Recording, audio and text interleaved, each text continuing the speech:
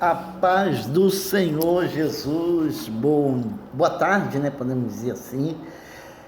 Eu quero lembrar você que a nossa lição de número 12, de 21 de junho de 2020, lição 12, edificando a família com temor e confiança no Senhor. Edificando a família com temor e confiança no Senhor. Textual diz assim: bem-aventurado aquele que teme o Senhor e anda nos seus caminhos. Salmo 128, 1.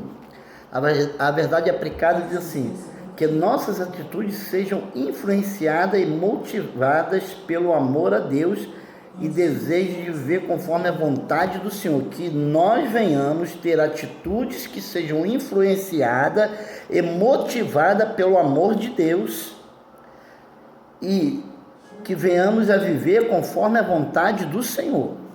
Aí você tem aqui o Salmo 127, 128, que diz assim: se o Senhor não edificar a casa, em vão trabalham os que edificam.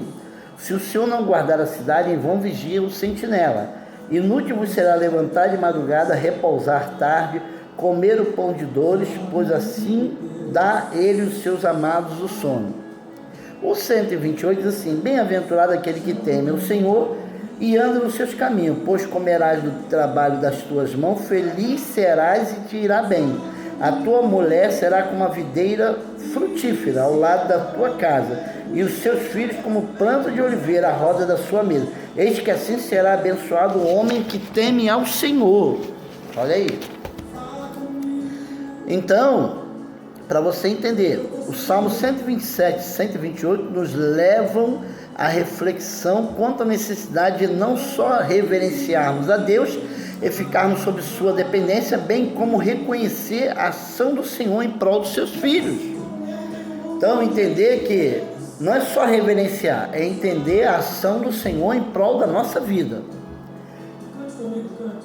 Aí você tem o Salmo 127 e 28, esses salmos destacam a relevância de confiarmos e temermos a Deus, bem como a realidade de nossa dependência dele, sem contudo nos eximir de cumprirmos com a nossa parte. Então veja bem, ele está destacando aqui que a relevância de termos a confiança em Deus, né?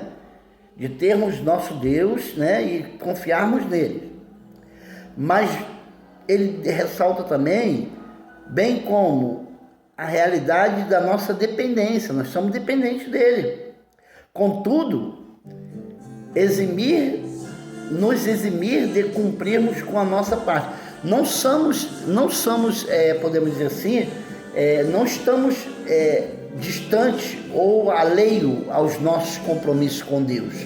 Temos responsabilidades e não podemos nos eximir ou não nos ocultar ou fazermos, né, como não estamos nem aí para a obra de Deus, nem para as questões de estarmos vivendo para Deus. Aí fala assim, no 1:2, a provisão divina aos seus. No Salmo 127, trata da dependência de Deus. Os assuntos abordados giram em torno da vida doméstica, pois o Senhor é aquele que cuida da casa e da provisão aos que servem a Ele. Então é Deus que cuida da provisão na sua casa, do que você precisa, do que você necessita.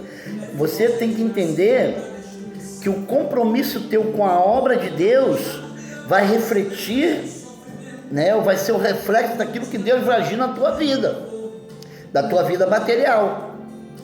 Aí diz assim,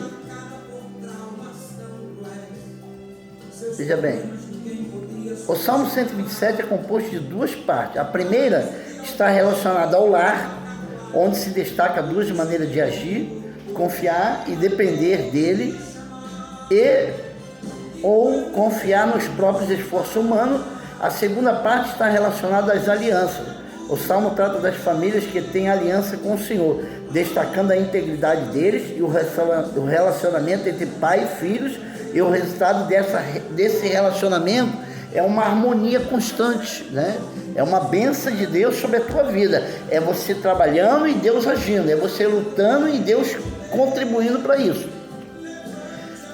1,3 diz assim: o temor de Deus e a obediência fazem a diferença. Olha aí, o Salmo 120 fala a respeito da prosperidade do homem que teme o Senhor. Esse salmo destaca em que consiste essa prosperidade. A mulher trabalhando no interior da casa, os filhos estão em volta da sua mesa. O temor a Deus é procurar viver dedicadamente em obedecê-lo. Faz a diferença quando a realidade põe à prova o casal. Quando o casal passa por dificuldade, por luta, nesse âmbito aí, põe à prova a fidelidade dele com Deus.